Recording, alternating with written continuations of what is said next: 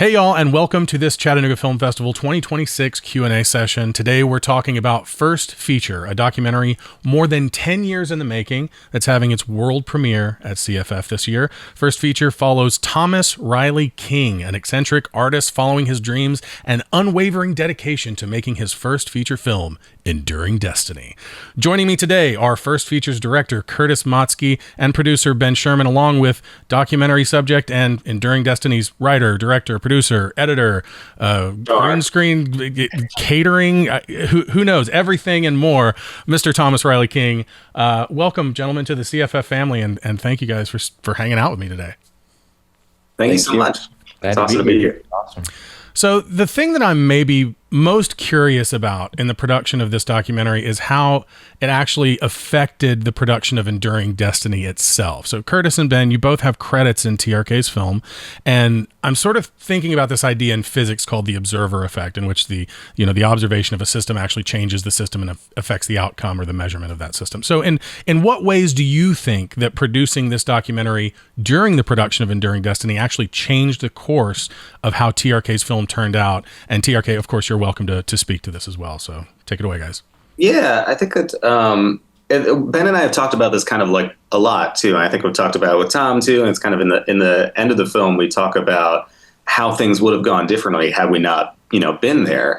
And it is one of those things. It was such a small production for TRK that like Ben and I were like the only other people there sometimes. So like we had to get kind of roped into like holding the boom or holding the camera and stuff like that. So it was very kind of like, it was a weird documentary kind of like way of doing things because we became, as it evolved, more and more like these kind of participants as well as observers to the situation. But I don't even know what credits we actually ended up having in the film. And you play a hairdresser.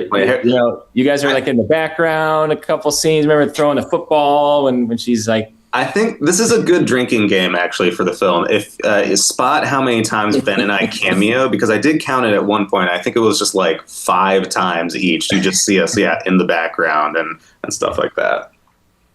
But Ben, did you have any experiences with that? Did you see kind of like the gears turning and course changing on things as you guys were dragged into stuff? Yeah, definitely. And our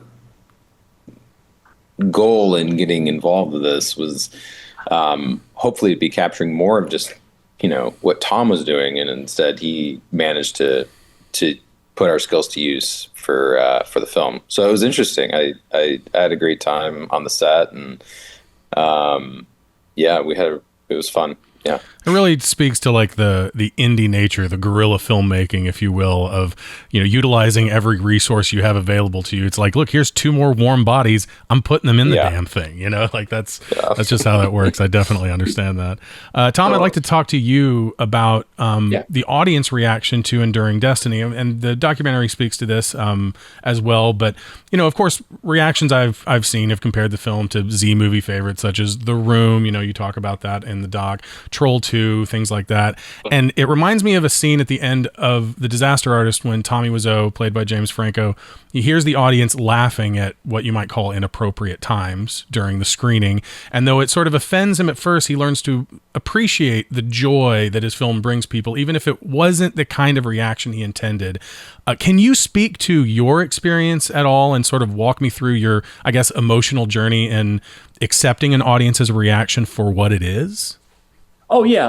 Like when I first started writing the script, I mean, in my mind, I kind of saw it being a little bit more of like almost like a drama thriller with some action.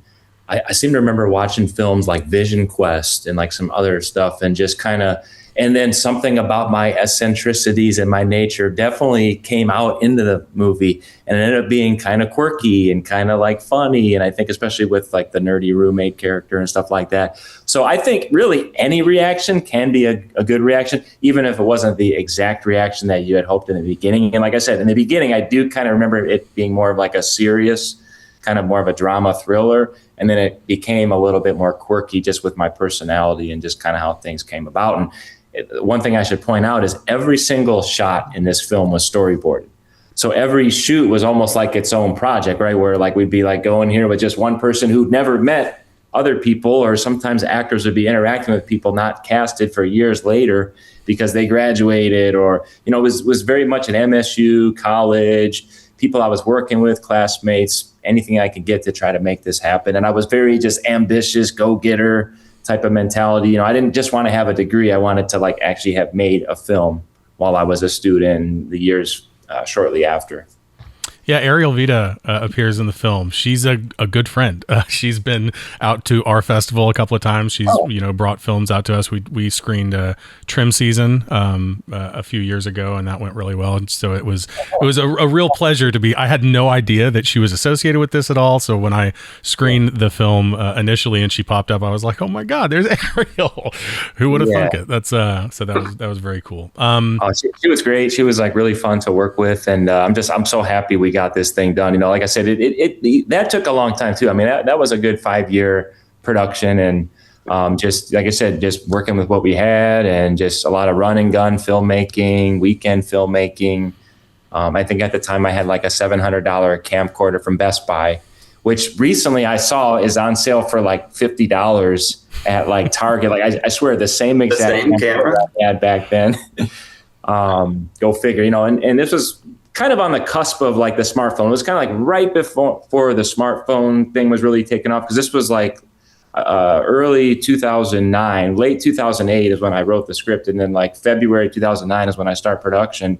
Production went all the way up until summer 2012, and then we finally premiered it 2 years later in 2014, because in the other years we were kind of doing a lot of like ADR and sound design and things like that, if I remember.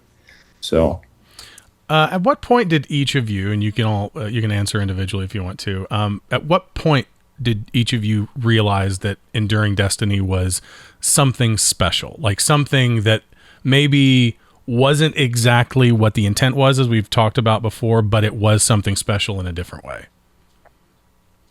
I mean, I'll say pretty much immediately. I think that I think it might have been actually the first time I met Tom, I think probably, and saw the specificity that he was going for in his project as a student filmmaker, where it was just like, oh, this is different than how other people are doing things, right? Because I met him in an MSU filmmakers club, and I was like, oh, no one else is making a feature, period. And then kind of like, again, like the way he just described, right? It's just like storyboarding every element and then doing it in these like little pieces. It creates this kind of like, in many ways, it's like this weird, exquisite corpse of a film, right? That's done over so many years. And like, again, if you shoot the other side of a conversation 2 years later, it just like creates this really like interesting and strange kind of like engagement. So that was kind of like very, I think, apparent to both Ben and I, like pretty early on. And then, you know, like I said, kind of like being on set with him and just like seeing that process. And again, like the vision of it was always kind of like, very endearing, to say the least. Ben, what about you? No notes on that. That's exactly. Tom, yeah. What about you? Was there a moment where you were like, oh, okay, I see what this thing is, and I like this direction that it's going, or, you know, feelings around that? Well, yeah, you know, I spent a lot of time with the footage, right? I mean, I was editing it. At the time I was using Final Cut 7, and I had just did a training program with the Mac professionals at the time, which was cool because back then you could go into a class with people and ask questions. It wasn't everything being online, right? I was a little bit more hands-on. But I remember being around people that were a lot of like industry professionals and educators and stuff, and I was pretty young at that time, and it was a little intimidating, right? And so I took the exam a little bit later, but I hit the books, I just studied, I learned everything I could about the software, because it was hours and hours, late nights, just going through it and editing it. And you know, you see it so much that it's almost like, you know, I guess you kind of lock into it, and hopefully you're happy with it. And I think I'm pretty happy with it. Of course, in hindsight, it's always 2020, right? Like I've now been doing other projects, and I think the latest film, Shivers, is probably going to be a little bit better in terms of production quality. But that was my film school. Enduring Destiny, I was pretty young at the time. I was out there on the field, solving problems, meeting people, having to figure things out as I went a lot of times. So I'm happy. Like I think this is awesome. I mean, this documentary alone has been like 15 years to finally be able to kind of like close this chapter and hopefully get leverage as a filmmaker, as an artist, and for Curtis and the team that worked on this. Super excited. It's definitely been very heartfelt to me to see this happen because it is such a competitive landscape for filmmakers and artists today. So, and let me jump in real quick and just say that, yeah, like speaking kind of to, again, like back to our relationship or kind of like involvement in it and realizing how it changed. I very distinctly remember conversations, Ben, where we were talking about the film, about Enduring Destiny, and talking specifically about like the word melodrama and like that subgenre of like melodrama, and then talking to TRK kind of about that, and then how, as it evolved, you kind of embraced that, right? So I think that like our presence there kind of dictated certain kind of approaches perhaps too, and then like maybe kind of like, again, finishing it and how it's kind of interpreted, because I think that, again, we spotted pretty early on how much people loved these things and loved watching these clips that you posted online. And I think that the hardest thing for like any filmmaker to achieve is just like a genuine reaction from someone. And it's like, whether that is intentional or not almost doesn't matter, right? And like, so like, again, it's in the eye of the beholder. Like, nothing really kind of, matters if it's, making something that's real, if the result is real. So I thought that was kind of an interesting way to kind of like, again, view both the film and Tom and this whole kind of like arc of the process. Mm-hmm. For sure. You spoke to this just a little bit, and it's actually one of my questions here. You spoke about making the film over many years, coming back 5 years later, however many years later, and shooting coverage for a scene that you shot, years prior. But also that's how the documentary was made as well. You have footage of, the process from the first set of shoots to the next set of shoots, and, up to friends and family screenings and things like that. And for me, as someone who also made short films and whatnot with friends in college, I've tried to go back and finish projects that sat on hard drives for years and years, and found the process extremely challenging, whether in, the technological, like compatibility of old footage with modern editing software, or just finding that I didn't actually get everything I needed to take something across the finish line. And as this documentary deals with events that occurred more than 10 years ago or longer, can you talk about any speed bumps that you encountered while trying to put this thing together and how you worked through those? I don't know how much time we have. Like, that's the thing. There's been, every part of it has been terrible, obviously, but yeah, like it is funny because like, we were kind of like, again, like reconforming to so many, just like literally like, different version, different editing. We started editing, I think, Premiere pretty early on, but like, who knows what the hell version part of Premiere was when we started, and then like, again, reconforming everything. And we're like, still like, even the delivery for this film, like to Chattanooga has been like, oh shit, we had to like, use like Twixtor on some things that were like frame rate was off, and like this kind of different kind of stuff. And then like, there's some other sourced kind of stuff that from like other student films that are like, there's like interlacing in it. And I was like, remember when interlacing was a thing? And like all these kind of weird aspects of like, footage that was converted from tape, and then, like, again, them not being succinct clips, but like a long kind of continuous thing. So it's been like difficult, obviously, the entire time. But yeah, it's interesting because like as it evolved and like we sat on it, and Ben and I went on to do other things. It was always kind of like festering in the back of my head, of course. But like as things kind of like evolved, and then eventually we had this idea to come revisit it. It was like close enough to like the anniversary of Enduring Destiny coming out. The film kind of became kind of like an archival piece. And it's like, it's like this kind of thing of like finding footage of like someone else's life and then kind of editing it a different way. And I think I've, looked at it so much right now. It's like I know there's still people who like, when they see it like recently and they cringe, of course, seeing themselves in college and all these things. I've seen it enough times where I'm just like over it and over my stupid face and the, various expressions that I make throughout the film, which are very cringy on my own, but still it's like, it's seeing it in a different kind of light. I don't know. For me, it's like, I'm very like thankful that we did wait that amount of time, because I think it did two things. It made it a more interesting film that was already tied to the themes from when we shot it, because I think nostalgia is a big aspect of the film and a big aspect of Enduring Destiny, because I thought that like TRK was like portraying, himself and this character and all these 80s influences and stuff, like TRK was very like nostalgic of college while being in college, I think is what it felt like to me. So then like waiting on it, we were able to kind of look at that in a different way. And then we found this kind of clip of somehow having the foresight of me asking where he saw himself in the film in 10 years. And then we waited 10 years to do that. And then, specifically, yeah, we didn't wait 10 years. 10 years just happened. And then, so we got lucky that it happened. But yeah, just like finding these kind of different elements that tied together. And I think the other thing too is just that, like, I've said this to other people where like I had to like learn to become like a better filmmaker, like over time to actually kind of pull it off. I think that was a strong aspect. I think had we finished it right off the bat, right after Enduring Destiny, all these things, I don't think the doc would have been as good, just straight up. So it's film school for all of you, like not just Tom. Yeah. Like it's, and I think I think that's kind of like a subplot of the film is that you see kind of like all these different people kind of going through it too, and like Ben and I were cocky college students at the time too, and we were just like kind of going through it and like thinking that we knew what we were doing. But you see, I think, an evolution for us as well from the beginning to the end, and like everyone's figuring stuff out at that time, especially if you're in any kind of like arts field and trying to make something and put yourself out there. Yeah, absolutely.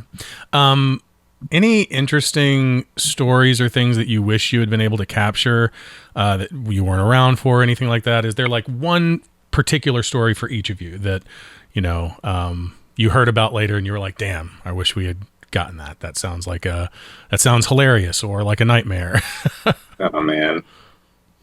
So many. I'm trying to think of a good scene from Enduring Destiny. I mean, there's certainly a lot of stuff that exists that like is not in the film that I wish could make its way in the film. You can talk about that too. Like if there's stuff that just didn't have a place, but you guys. Yeah, because I think Curtis, we had met probably like a year, 2 years later, maybe. I think it was like the end of 2010. So I had already been filming for about a year and a half. So like a lot of the stuff I had done, you weren't on set for until a little bit later. So you guys came a little later as I was kind of in the weeds of the production, I would say. Totally. I think that was the trickiest thing in the edit too, because like dealing with the exposition of this movie is just like so difficult to be like, who is TRK? What is Enduring Destiny? And like, wait, he's been already shooting this for like a year. It's just like a lot of hard. So yeah, I think not filming kind of stuff at the beginning was kind of my biggest kind of not regret.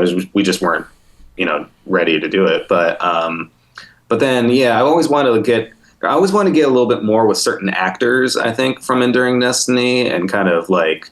Yeah, some of those early things that establish those characters in different ways. I'm trying to think of other like wild scene. We were on set for some of the wilder scenes in Enduring Destiny, I think. But any kind of scenes pop out for you, Ben, that you can think of? Yeah, I wasn't able to make it to all of those shoots. I feel like I was there for like 80% of what we got, but nothing like really stands out. There's some like very interesting conversations with Tom that we had on camera, and that like I just wish could be a part of. Tom is such a philosopher that like there's a lot of that conversation in there that doesn't make the final cut of our film, and that's for the Blu-ray, right? That's for the Blu-ray release. Yeah, exactly. Oh, we have hours and hours of additional TRK content for people to watch it someday. So give it to me. Put it in my veins. Yeah. Hell yeah. Exactly. Oh, that's fantastic. So what is next for you guys? Like what do you have? What are you working on after this? And and how can we follow that journey? Yeah. Tom, do you want to start? Yeah. So I'm really excited to finally finish Shivers in the Attic. It's kind of this psychedelic horror film that I started a couple years after, right after Enduring Destiny premiered. It was like November 2014. I wrote the script. So this project ended up taking even longer. But I think this is the year I'm going to get everything done. I think next year I'm going to premiere it, 2027. Shivers in the Attic's going to be premiering. So meanwhile, you know, I'm just working festivals, doing what I can to get some money together. I'm just always trying to learn, be on top of things. I'm learning about new technology and filmmaking techniques and things like that, just to try to stay ahead of the game. So yeah, I'm excited for the future. I have a booklet of like 7 different treatments, and I want to figure out how to make them movies before I'm dead. Oh yeah, I love it. No, watch the pace you're currently at. Yeah, the next one will be 15 years, then will be 20 years. Get there. You roll me out in my wheelchair and be like, all right, Enduring Destiny Part 7. Yeah, Max rides again. Yeah, right? It'll be like Clint Eastwood with better politics. Yeah, exactly. Yeah. So, yeah, I mean, like for me, I'm actually kind of like working on a slate of a couple other documentary features at the moment that I'm hoping to wrap up kind of over the summer. I'm co-directing one that's executive produced by Lily Wachowski, which is exciting, and then another one that we about video games and aging, and those are both going to be features. And yeah, trying to wrap up things in a kind of more timely manner. But that's the thing with docs; they just take forever. But otherwise, I'm also like a genre guy too, so I'm making kind of like working on some like horror scripts at the moment and kind of seeing where those go. Ben, what you got going on? Just taking care of my 1-year-old son. So I know that's my that's full-time like. job. Mine just turned 3, and it's she's our one and only, but it's a handful. Yeah, I know how that's a good answer too. Yeah. Awesome. Yeah. All right, fellas, thanks so much for joining me for this talk. I've had a blast, and an especially big thank you for allowing us to feature this film in both our in-person and virtual program.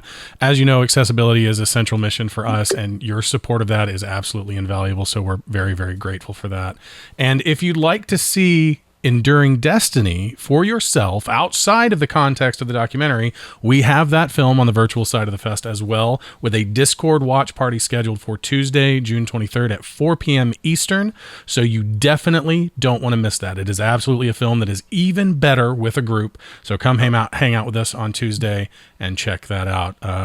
Final word, guys? Nothing else for me. Has been endured. We did it, guys. Here we are.